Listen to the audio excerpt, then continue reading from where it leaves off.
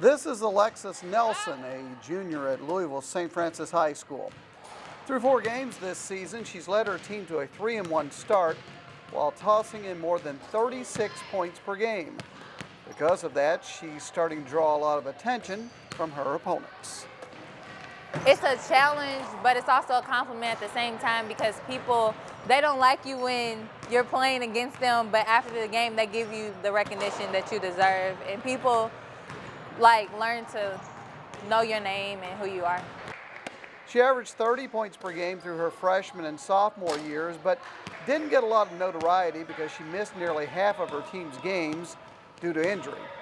That might make her the best kept secret in Kentucky high school basketball. I would say so. In fact,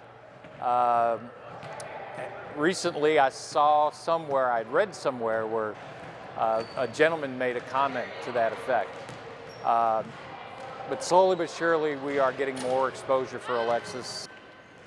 This fall she attended a blue chip camp that included players from Kentucky, Ohio, Indiana, and Tennessee.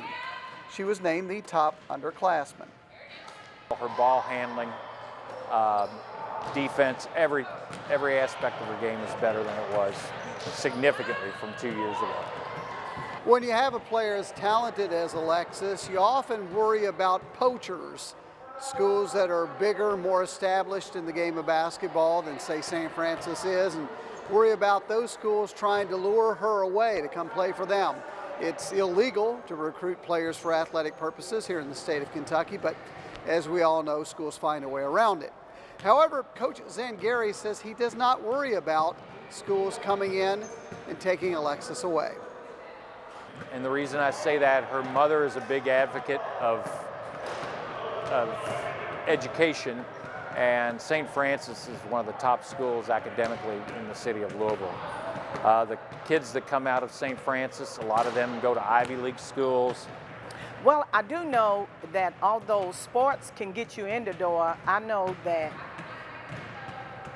the more you know, the more you grow. And I know that Alexis have the ability in terms of her academics to go farther, way farther than what the basketball scholarship could ever take her.